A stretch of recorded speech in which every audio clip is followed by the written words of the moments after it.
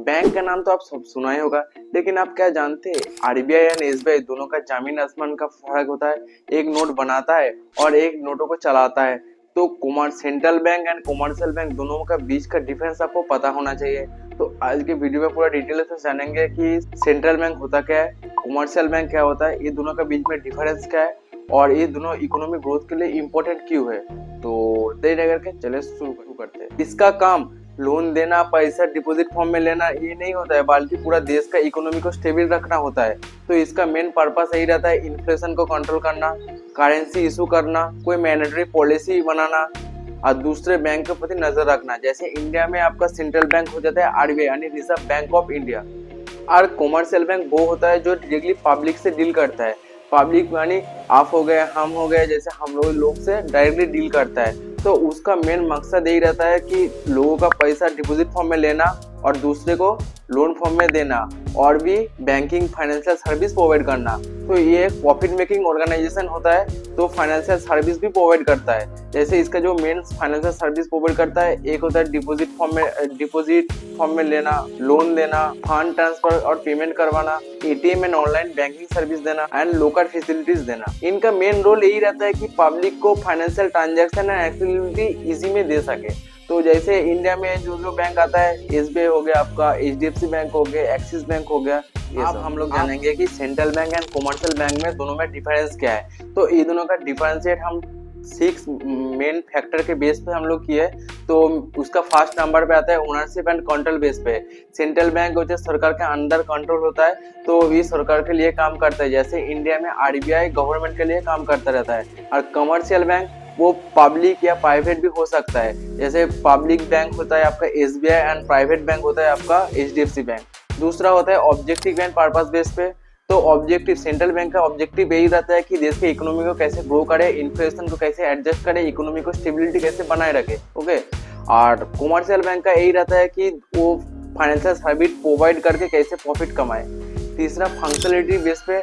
तो central bank का functionality main function यही रहता है कि देश का इकोनॉमी को कंट्रोल करना, करेंसी इशू करना, मॉनेटरी पॉलिसी बनाना और दूसरे बैंक के नजर रखना, इंटरेस्ट रेट डिसाइड करना। और कॉमर्शियल बैंक का मेन मकसद यही रहता है डिपॉजिट लेना, उसका लोन देना, अकाउंट ओपन करवाना, एटीएम, चेक, यूपीआई जैसे सर्विस प्रोवाइड करवाना। चौथा होता है कस्टमर बेस पे। सेंट्रल बैंक डायरेक्टली आम पब्लिक से ऑफर प्रोवाइड नहीं कर पाता है, ये directly bank to bank service provide करता है, मतलब पूरा बैंक को कंट्रोल करता है। वही आपका कमर्शियल बैंक हम लोग जैसे आम आदमी को सर्विस प्रोवाइड करवाता है। 5 नंबर पे आता है करेंसी इशू करना। सेंट्रल बैंक का मेन मकसद यही रहता है कि करेंसी जैसे लीगल करेंसी इशू करता है और कॉमर्शियल बैंक वही उसी करेंसी को दूसरे लोगों तक पहुंचा देने में मदद करता है। लास्ट में आता है interest rate control. Central bank repo rate, reserve repo rate, CCR ये सब मैनेटरी पॉलिसी के साथ देश का इंटरेस्ट रेट को कंट्रोल करता है। और कॉमर्शियल बैंक आरबीआई द्वारा इशू किया जो इंटरेस्ट रेट, उसी इंटरेस्ट रेट को फॉलो करके आगे का सर्विस प्रोवाइड करना होता है। तो पूरा ये दोनों बैंक का डिफरेंशिएट जो है एक की समरी कुछ इस प्रकार का है। आप लास्ट में जानेंगे कि जो central bank and commercial bank ये दोनों का देश का इकोनॉमिक ग्रोथ के लिए कितने इम्पोर्टेंट है। ये दोनों ही बहुत ज़्यादा इम्पोर्टेंट रहता है, दोनों का अपना अपना बहुत रोल होता है। अगर मान लीजिए सेंट्रल बैंक एक बाइक है तो वो कमर्शियल बैंक उसी बाइक का एक इंजन है, ठीक है। दोनों को बिना इकोनॉमिक ग्रोथ इम्पॉसिबल हो जाता है, ठीक है।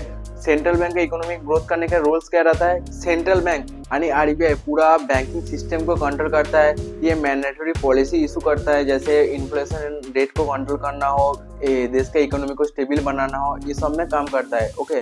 तो अगर कोई फाइनेंशियल क्राइसिस आ गया तो सेंट्रल बैंक उसको सपोर्ट करता है ताकि इकोनॉमी फाइनेंशियल कोलैप्स ना हो जाए। और कॉमर्शियल बैंक लोगों को लोन देकर उसका सपना पूरा करता है, ताकि जैसे कोई किसी का घर लेना हो, किसी को बिजनेस शुरू करना हो, किसी को एजुकेशन पूरा कंप्लीट करना हो, इस जैसा। और ये सेविंग्स को इन्वेस्टमेंट कैपिटल में कन्वर्ट करता है ताकि देश का इकोनॉमी ग्रो कर सके। और ये एम्प्लॉयमेंट जनरेट करता है और फाइनेंशियल इंक्लूजन को और भी बढ़ाता है। दोनों बैंक दोनों अपने अपने जगह सही है, तो ये देश का जीडीपी को ग्रो करने में बहुत ज्यादा मदद करता है। तो यही है आज का ओवरऑल वीडियो अगर अच्छा लगा तो लाइक, कमेंट, सब्सक्राइब करके फिर मत भूलना। ऐसी फाइनेंशियल वीडियो और भी जानने के लिए स्क्रीन पे दिया ये वाला वीडियो के देखिए। तब तक के लिए बाय बाय।